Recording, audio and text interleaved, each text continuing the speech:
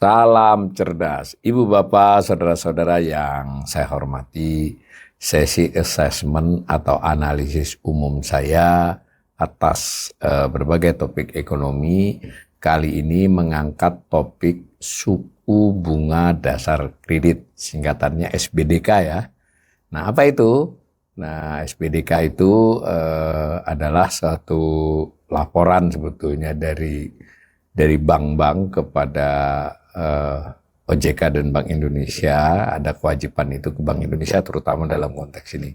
Tapi sebelum sampai ke definisinya, dari mana kita tahu adanya topik SBDK ini buat para pemirsa atau kawan-kawan saya yang sedang mengambil kuliah ekonomi ya, itu biasanya beriringan dengan rilis Bank Indonesia tentang hasil rapat Dewan Gubernur Bank Indonesia.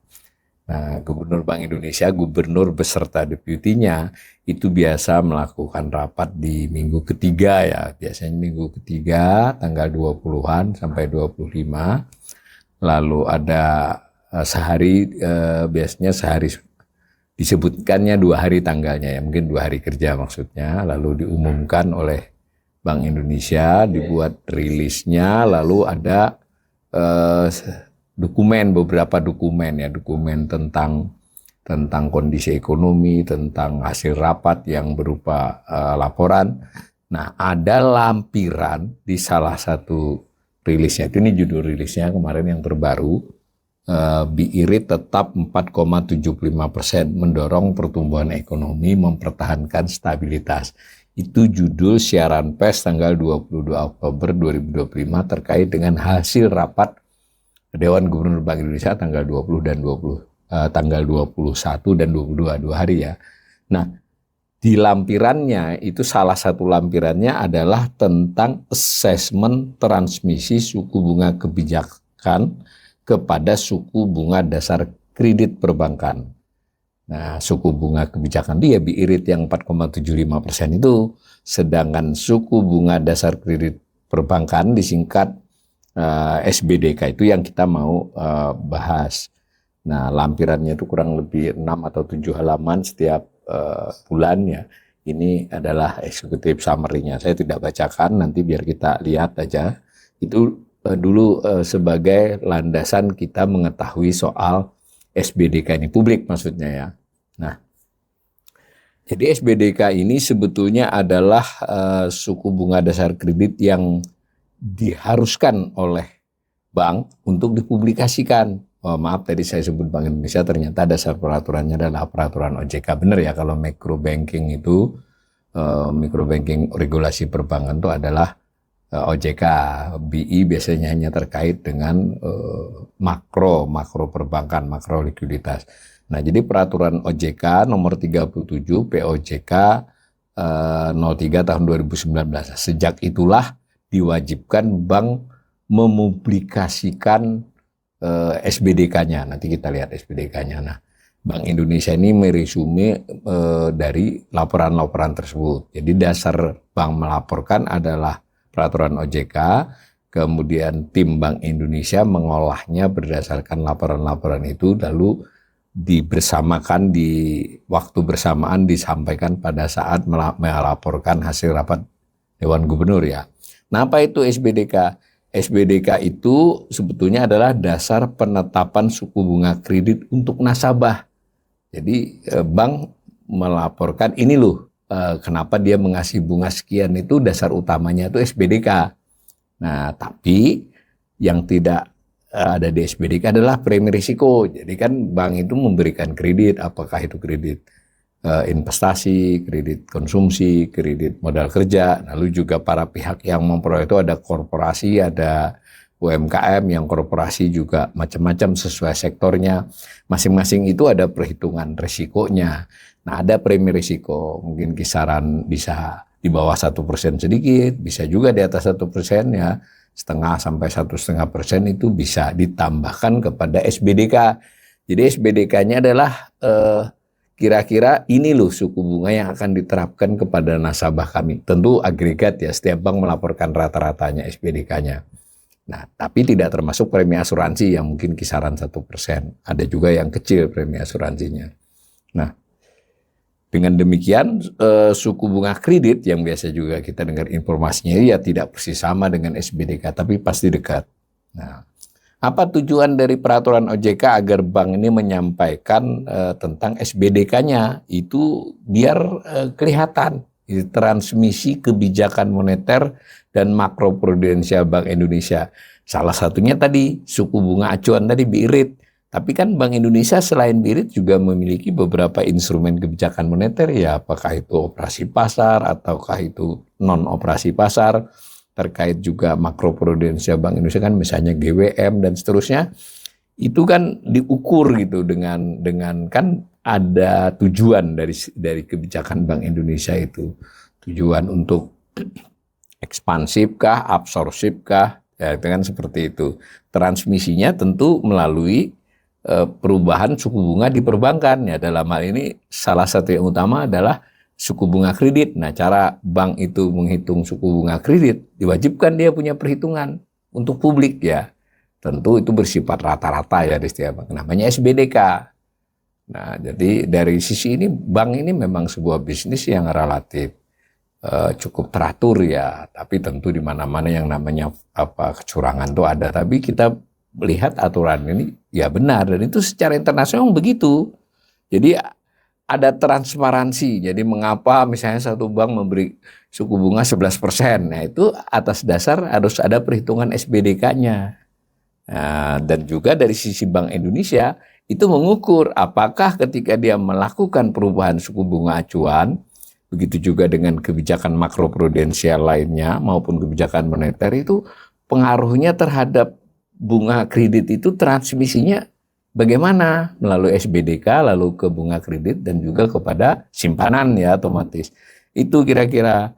Nah, publikasi ini dianjurkan memang oleh lembaga internasional seperti IMF dan kalau dalam best practices internasional itu semacam financial soundness indicator. Jadi negara yang lebih teratur pasar keuangannya, pasar perbankannya itu indikator seperti ini lazim ya. Indonesia sedikit terlambat dalam hal SBDK ini mulai dari wajibnya ya. Nah, begitu.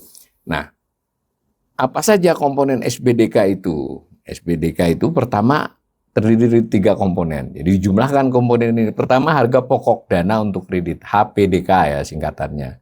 Harga pokok dana untuk kredit. Ya kalau cost of money lah ya gitu ya. Cost of fund gitu, sumber dananya itu berapa biayanya. Nah, tentu saja tidak hanya bunga kan, bunga kepada misalnya dia tabungan, misalnya deposito, tetapi di sini lebih dari itu. Itu salah satu biaya, ini biaya dana, biaya jasa. Jasa ini ya jasa yang bersifat langsung ya terhadap kredit tersebut. Juga biaya regulasi termasuk biaya administrasi langsung terhadap kredit tersebut ya, bukan operasional kantor. Itu dianggap HPDK. Nah, yang kedua biaya overhead. Ya, biaya overhead cost itu ya biaya tenaga kerja, biaya pendidikan, dan ini biaya keseluruhan operasional bank, pendidikan dan pelatihan, biaya penelitian, biaya sewa, biaya promosi dan pemasaran, biaya pemeliharaan perbankan. Jadi biaya penyusutan aset tetap serta biaya overhead lainnya. Masuk akal ya?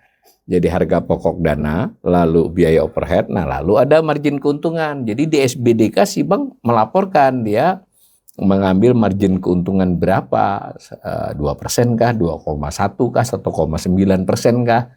Nah, dari total SBDK itu. Nah, maka angka SBDK itu jadi bisa 9%, 9,5, 10%. Nah, lalu kalau bunga kredit ditambah premi risiko ya, tapi tidak besar biasanya, bisa 0,5% atau 1%, tergantung tadi saya katakan jenis kreditnya, sektoralnya. Nah, itu jadi, tapi yang SBDK yang wajib dia laporkan ini HPDK tambah biaya overhead tambah margin keuntungan. Nah, apa gambaran angkanya? Karena Bank Indonesia dan OJK tidak mempublikasi rincian dalam bentuk Excel atau tabel, ya saya terpaksa men-screenshot ya dari laporan terkininya. Tapi kan gambar ini dari tahun 2019 tuh, jadi cukup kelihatan. Nah, saya sudah melakukan permohonan, belum dijawab nih untuk minta rincian 10 tahun terakhir ya untuk bahan riset saya. Nah, tapi kembali ke gambar ini cukup nih untuk kita pahami. Maka yang garis marun inilah yang menunjukkan SBDK. Ini Agustus 2025. Jadi dari meskipun ini diumumkan Oktober, tapi yang tersedia data SBDK berdasarkan laporan dari bank-bank kepada OJK diolah oleh Bank Indonesia untuk keperluan ini. OJK juga mengolahnya itu 9,21% ya. Jadi suku bunga dasar kredit perbankan di bulan Agustus 2020 itu 9,21%. Sedikit turun dibandingkan Juli sebulan sebelumnya yang 9,23. Jadi istilahnya turun 2 basis poin ya, 0,02%.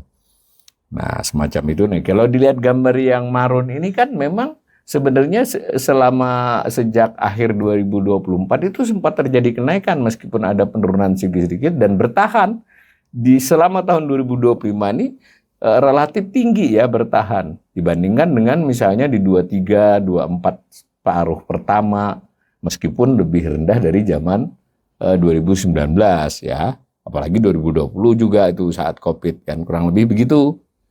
Yang 2019 pun 2019 saat tanda-tanda ekonomi kena COVID itu sudah ada ya.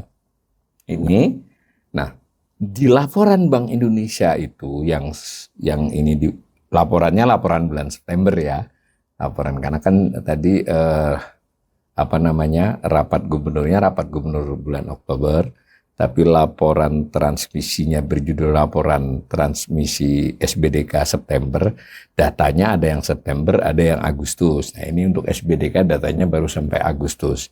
Intinya kalau melihat gambar ini, SBDK perbankan itu sebetulnya meningkat di dalam 6-8 bulan terakhir, meskipun sebulan terakhir ini turun sedikit.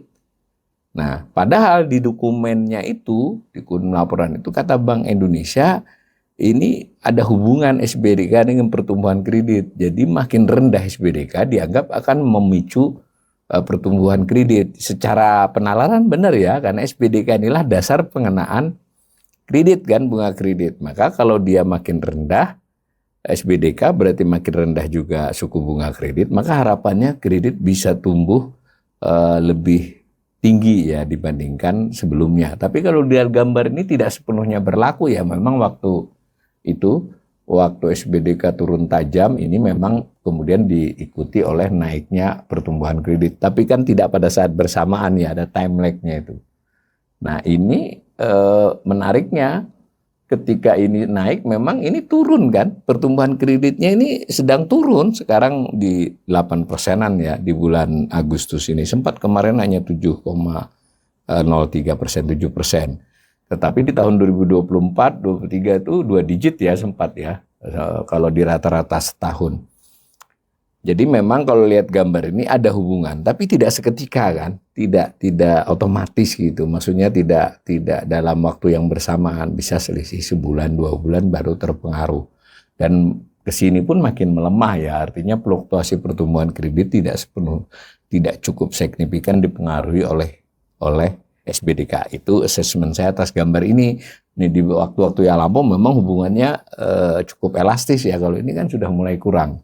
Itu asesmen pertama saya. Jadi Bank Indonesia harus berpikir keras ini, begitu juga OJK, bahwa kelihatannya SBDK itu tidak sepenuhnya berpengaruh lagi, tidak cukup signifikan berpengaruh terhadap pertumbuhan kredit. Nah, SBDK ini suku bunga dasar kredit. Ya bisa dibaca juga kredit perbankan, tinggal nambahi premi asuransinya, premi risiko maaf. Nah, tuh. Nah, bank itu menurut catatan OJK dan Bank Indonesia kan dibagi beberapa kelompok tuh, ada bank Himbara itu bank umum milik negara, lalu ada bank umum swasta nasional, lalu ada kantor cabang bank asing, lalu ada BPD ya kurang lebih begitu. Jadi ada berapa itu? BUMN, Bank Umum Swasta Negara Nasional, lalu kantor cabang bank asing, lalu ada BPD. Jadi ada 4. Nah ini sayangnya tidak berbentuk grafik seperti SBDK tadi, dan ini pun saya ambil dari 3 edisi laporan transmisi ya, lampiran transmisi. Nanti di assessment berikut akan saya olah 1 atau 2 tahun. Nah ini yang paling terkini, ini yang dari assessment terkini. Kalau ini dari edisi-edisi sebelumnya supaya bisa disambung saja. Nah ini kan berarti yang ada Juli Agustus. Tadi yang 9,21 tadi kan bulan Agustus. Nah, bulan Julinya 9,23. Agregat berarti keseluruhan perbankan. Nah sementara kantor cabang bank asing itu SBDK-nya rendah. Ini menarik ya. Jadi SBDK ini sederhananya harga pokok kredit ya, tapi bukan HPDK. Kalau HPDK itu kan harga perolehan dana saja. Ini kalau SBDK ini mirip kalau orang jualan harga pokok produksi, tapi termasuk margin masalahnya. Jadi harga pokok produksi plus margin. Itu lihat bank asing itu hanya 5,31 ya. Meskipun anehnya menaik dia, yang lain turun, SBDK total turun, bank asing sedikit naik 5 basis poin. Nah, Bank Umum Swasta Nasional 8,80%. Udah mulai kebaca ya kaitannya dengan angka bunga kredit ya, 8,8. Nah, sementara Bank BUMN ini justru tinggi. Jadi harga pokok kreditnya Bank BUMN ini menurut data ini lebih tinggi. Dia 9,57, sudah turun 9,55 untuk Agustus. Tapi tetap tertinggi, hanya lebih rendah dari BPD yang 9,80. Nah, pola ini terjadi sudah, ini saya contohkan dari bulan Maret, April, Mei, Juni, Juli, Agustus ya. Tapi ini kalau ditarik ya seperti itu. Tinggal nanti kalau kita gambar, kita jadi tahu Bank BUMN turunnya berapa SBDK-nya. Tapi secara umum, ingin kita simpulkan dulu assessment saya yang kedua. SBDK Bank BUMN, nah ini kaitannya kan dengan manuvernya Pak Purbaya itu loh. Jadi mungkin juga bisa dikaitkan dengan ini. Pada dasarnya memang Bank BUMN ini SBDK-nya lebih tinggi ya. Harga pokok kreditnya itu lebih tinggi dibandingkan Bank Umum Swasta Nasional, apalagi kantor cabang bank asing. Hanya lebih rendah dari Bank Pembangunan Daerah ya, BPD. Nah itu mengapa demikian? Nah kita lalu belajar dari sisi komponennya kan tadi ada 3 komponen SBDK itu. Nah 3 komponen tanpa melihat kelompok banknya, ini kembali kita ke industri perbankannya. Ya 3 kan, ada HPDK, harga pokok dana untuk kredit, lalu ada overhead cost, biaya overhead, lalu ada margin keuntungan. Khusus untuk bulan Agustus ini, harga pokok SBDK-nya itu keseluruhannya itu adalah 9,21, terdiri dari 3,60% HPDK, harga pokok dana untuk kredit, lalu biaya overhead 3,64, margin keuntungan 1,97. Nah, gambarnya bisa kita lihat. Yang HPDK biru, dan nampak harga pokok dasar kredit ini di beberapa bulan terakhir ya tidak banyak turun ya. Ya malah di bulan sampai bulan Agustus ini ya landai saja di 3,6 itu. Meskipun lebih rendah di masa-masa lampau, tapi kita pernah lebih rendah di tahun 2022.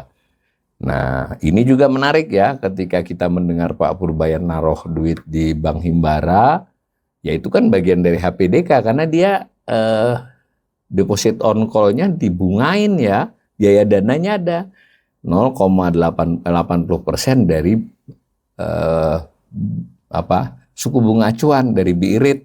Nah, waktu ditaruh itu 45 ya, sekarang 4,75, berarti kan rata-rata ya sekitar 4% kurang sedikit. Nah berarti kan kalau dibuat rata-rata ya lebih tinggi dari HPDK kan. Jadi sebenarnya tidak terlalu menguntungkan buat si Bank BUMN, meskipun nanti bandingannya kan dengan deposito karena yang tabungan kan rendah. Tapi intinya 3,9 atau 4,0 itu bukanlah biaya yang murah buat perbankan karena HPDK-nya aja cuma 3,6 loh. Masa duit pemerintah yang ditaruh untuk biar melancarkan kredit lebih mahal dari HPDK-nya, nah kira-kira gitu. Dan nanti HPDK Bank BUMN kelihatan kita lihat ya. Nah ini untuk keseluruhan.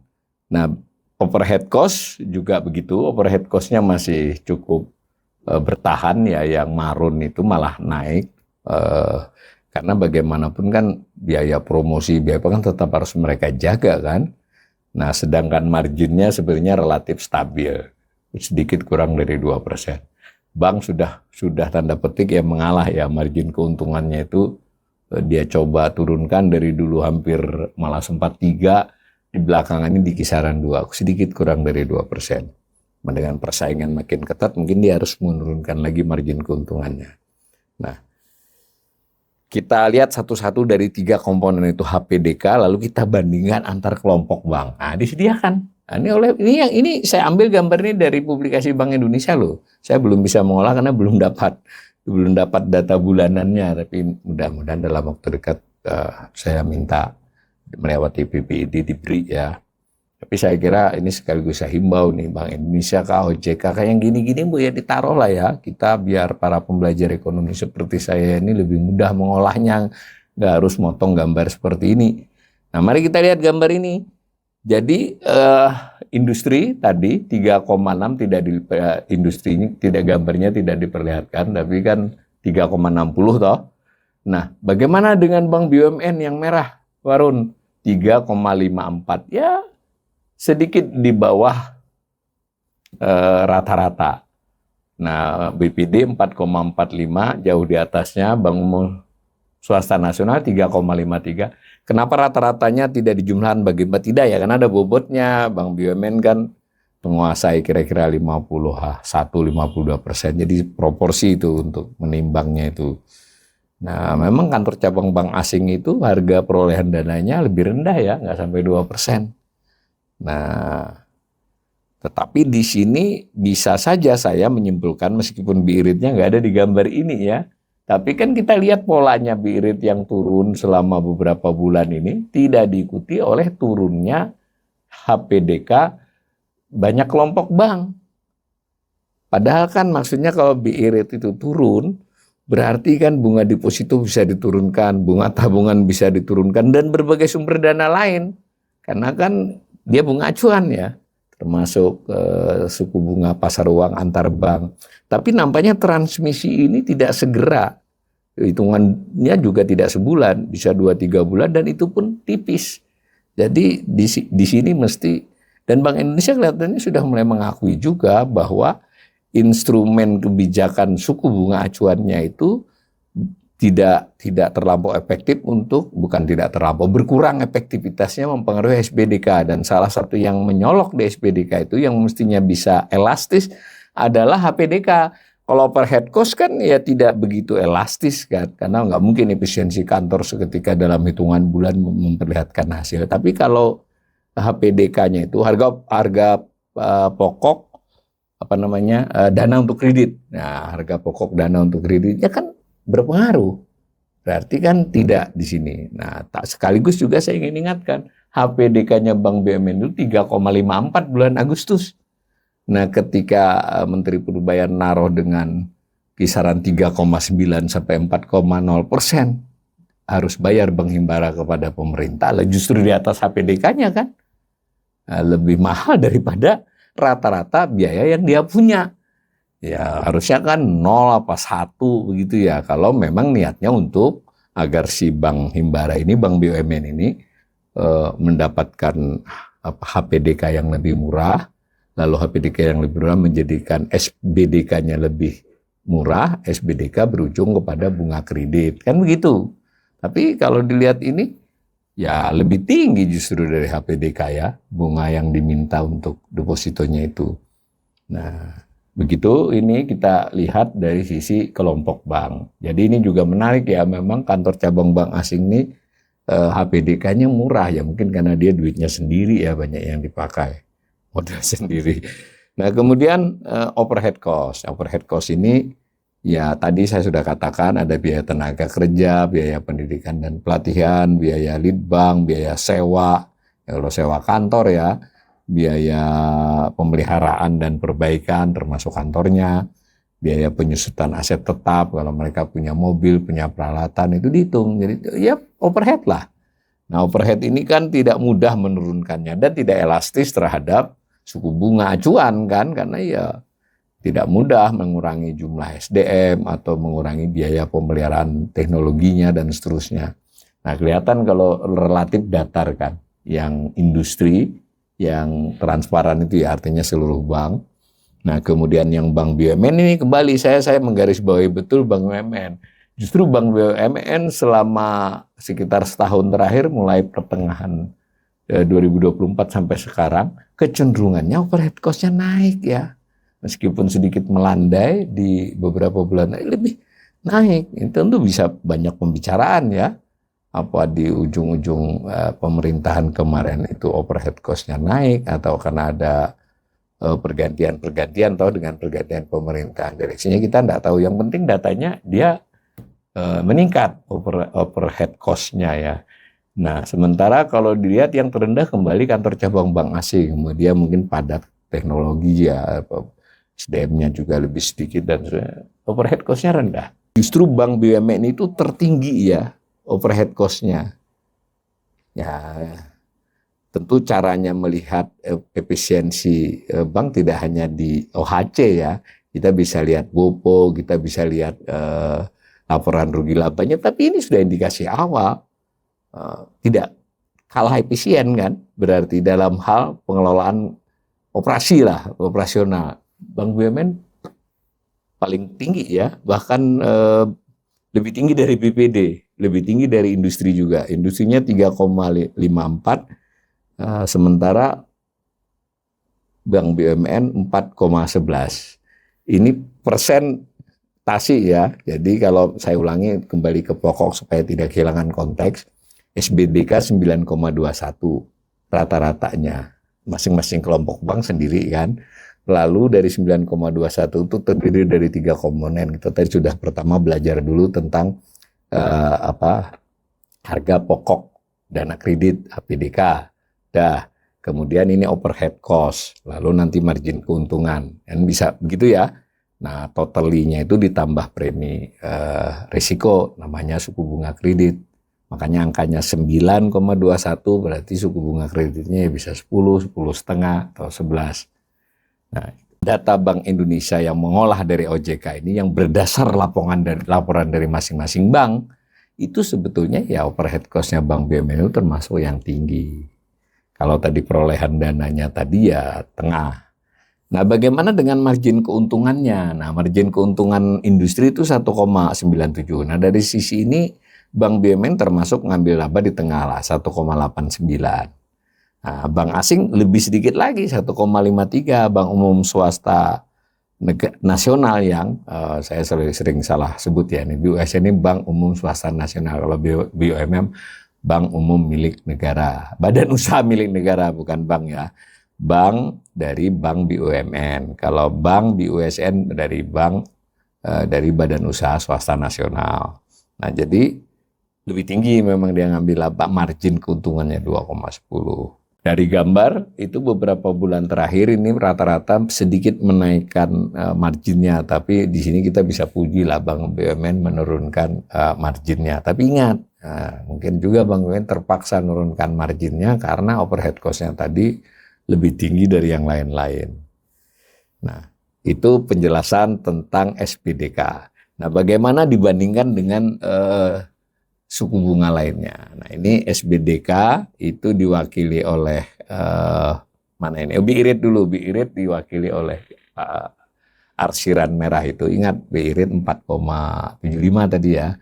Lalu SBDK 9,21 ya, tapi di sini di gambar nggak kelihatan ini 9. Oh, maaf, ini sudah September. Ini September, jadi data untuk suku bunga ini sudah ada, SBDK-nya belum ada untuk yang September. Jadi di sini nggak ada data SBDK. Nah, yang satunya ini Agustus. Disinilah untuk SBDK relatif tertinggal datanya.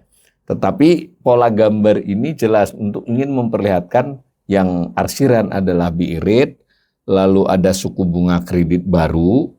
Jadi kredit yang benar-benar baru ya, yang lalu ada suku bunga kredit yang rata-rata ya, lalu ada suku bunga DPK berarti keseluruhan ya, baik tabungan maupun deposito. Lalu ada deposito 1 bulan. Memang makanya kalau saya dapat data mentahnya nanti saya olah biar lebih mudah. Tapi dari gambar ini kelihatan bahwa turunnya yang arsiran itu tidak seketika diikuti oleh turunnya suku-suku bunga yang lain. Ada jarak, ada yang sebulan, 2 bulan, 3 bulan, bahkan intensitasnya nggak sama. Jadi misalnya BI rate turun 150 basis poin kan sudah dari sempat kita 6,25 ya di 2 tahun yang lalu, sekarang sudah 4,75. Tapi yang lain-lain nggak ada yang turun 2 basis poin, bukan 2 ya, 200 basis poin namanya. Kalau 2% itu 200 basis poin. Nah sementara tadi kan 150 basis poin turunnya tadi suku bunga itu dari 6,25. Nah rata-rata yang lain turunnya ya 100 basis poin, bahkan ada yang 75. Jadi ini untuk menunjukkan bahwa transmisi suku bunga kebijakan tidak serta-merta atau ada waktu tenggang, lag ya, time lag yang cukup dengan berbagai jenis suku bunga lainnya, dan juga intensitasnya tidak sebesar itu. Berarti, dan itu kelihatannya sudah diakui BI kan, kalau tidak salah ada juga dalam waktu menyampaikan tentang hasil rapat Dewan Gubernur itu, Gubernur BI mengakui bahwa turunnya suku bunga acuan atau BI rate belum diikuti oleh turunnya suku bunga kredit. Kurang lebih begitu ya. Nah, otomatis suku bunga kredit itu juga biasanya didahului dengan turunnya deposito gitu ya, suku bunga deposito. Kalau tabungan memang lebih pertimbangannya banyak kalau deposito. Nah, jadi ini juga bisa dikhawatiri terjadinya persaingan perebutan sumber dana antar bank masih. Dan selain bank, ingat ada juga pilihan lain dari sisi orang yang punya duit, dia bisa punya SBN retail ya, atau dengan mekanisme tertentu lewat hal, bahkan dia punya SBN bisa, meskipun tidak bisa beli langsung ya, ada metodenya, tapi dia bisa pegang SBN, terutama sekali pegang SBN retail. Dia juga bisa masuk ke manajer yang mengelola saham, dia bisa main saham melalui perusahaan pengelola ya, atau dia sendiri yang main. Maka bank tidak serta-merta berani menurunkan bunga depositonya gitu loh. Apalagi otomatis juga kreditnya, karena tadi si HPDK-nya tinggi kan, HPDK, lalu tadi overhead cost-nya tidak bisa dengan mudah efisien, dia turunin margin karena marginnya sudah di kisaran 2, nuruninnya kan cuma 0,0 saja. Dan jangan lupa, disinilah kita juga harus memahami tindakan Menteri Keuangan yang menaruh di Bank BUMN. Nah kan bagian dari HPDK itu, HPDK bagian dari SBDK. Nah, kalau memang mau menurunkan HPDK-nya, jangan minta dong 4% atau 3,980% dari BI rate. Ya kasih yang rendah supaya HPDK-nya si Bank BUMN itu rendah. Itu pun masih ada tantangannya. Karena turunnya HPDK, lalu turunnya SBDK, tidak serta-merta menurunkan BI rate, suku bunga kredit. Kalaupun diturunkan suku bunga kredit, bagaimana hubungannya dengan pertumbuhan kredit? Jadi hal lain lagi. Jadi ini semacam itu. Makanya saya termasuk ekonom yang ya mungkin ada manfaatnya ditaruh duit oleh pemerintah, dipindah dari BI ke Bank Himbara. Tapi pembicaraan bahwa ini akan menggerakkan itu berlebihan. Ini saja penjelasan Bank Indonesia sudah mematahkan itu semua kok. Kurang lebih begitu ya. Nah, lalu bagaimana dengan tadi SBDK? SBDK ini kalau saya sederhanakan adalah harga pokok kredit ya, meskipun jangan samakan dengan harga pokok dana kredit lainnya. Yang HPDK itu cost of money-nya lah, cost of fund. Nah ini benar-benar sudah memperhitungkan premi risiko. Nah ini, jadi SBDK-nya belum ada September, data yang kredit sudah ada sampai September. SBDK baru ada data Agustus 9,21. Nah apa rata-rata suku bunga kredit baru? Berarti suku bunga kredit baru ini yang benar-benar pada bulan itu baru diberikan ya. Kalau kita lihat itu misalnya ambil lagi Bank BUMN. 8,52 yang khusus Agustus ya. Agustus ya, 8,52. Kalau yang Bank Umum Swasta Nasional, yang bank swasta, itu 10,72. Kalau yang satunya ini sudah September, nggak ada pembandingnya belum dengan SPDK. Jadi kalau dilihat itu, bank BUMN juga tetap di 8,5% ya. Nah ini ada banyak. Jadi kelompok bank untuk September BUMN ya turun lagi jadi 7,96. Jadi memang Bank BUMN relatif menurunkan suku bunganya. Nah, Bank Umum Swasta Nasional masih 10,16. Tapi tadi dari gambar ini sebetulnya bertahan ini suku bunga. Dan jangan lupa ini kan agregat rata-rata dari bank tersebut. Berarti ada yang 12 di bank itu, ada yang bahkan lebih dari 12% mungkin, ada yang 8, ada yang 7 di mix. Ini kan angka laporan agregatnya, semacam itu ya. Nah, maka saya simpulkan, suku bunga dasar kredit itu sebesar 9,21% per Agustus 2025. Itu harga pokok untuk kredit ya. Komponennya 3.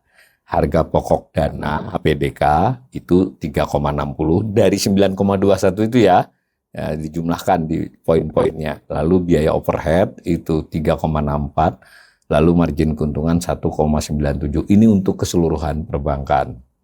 Jadi yang penting kita garis bawah ini, harga pokok dana untuk kredit 3,60% ya. Jadi kalau saya tidak bosan-bosan ini mengingatkan, loh kalau ditaruh di Bank Himbara minta 3,9 sampai 4,0 ya kan lebih mahal daripada ini dong. Nah lalu bunga kredit perbankan itu adalah SPDK ditambah premi risiko. Tapi kok tadi ada yang bunganya cuma 8,55 ya, itu kan masing-masing kelompok bank. Ini kan rata-rata seluruh industri, tapi nggak akan jauh dari angka-angka itu. Nah maka kita juga melihat laju pertumbuhan kredit itu melambat pada 2025 ini. Sepanjang tahun 2025 ini sudah tidak menyentuh 2 digit, di 23, 24, 22 itu lebih dari 10% pertumbuhan year on year-nya ya. Sekarang memang sedikit membaik di Agustus dan September ini, mungkin hampir 8 ya, 7, berapa, tapi sempat 7 di bulan Juli kemarin. Jadi menurun ya. Dan jangan lupa tadi tidak terlihat, yang terlihat hanya suku bunga deposito. Dari laporan lain dari LPS yang juga diolah, ada juga olahannya di Bank Indonesia, itu laju dana pihak ketiga simpanan masyarakat juga menurun lajunya. Kanal ini berapa kali mengulas juga tentang itu. Bertumbuh tapi laju pertumbuhannya merendah karena sebagian orang makan tabungan, tidak seluruhnya ya. Tertutup yang kaya-kaya, yang tabungannya gede, yang simpanannya gede, bukan tabungannya deposito, tabungan maupun giro. Itu maka secara total masih growth, tapi pertumbuhannya melambat. Nah, maka saya kira di sini penting ya, ada beberapa masalah masih di perbankan ini. OHC bank umum masih tinggi, HPDK dan OHC bank cabang asing itu rendah.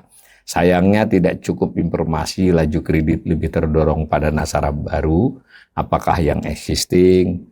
Nah, meski menerima kredit baru ya, jadi kita di detail-detail perbankan ini tidak sepenuhnya tahu, karena itu juga sebagainya adalah memang hak bank untuk kerahasiaan bank. Tapi kita mestinya masyarakat Indonesia harus memiliki pemahaman yang makin baik terhadap bagaimana industri perbankan ini berjalan ya, supaya kita juga tahu hubungannya dengan dinamika perekonomian.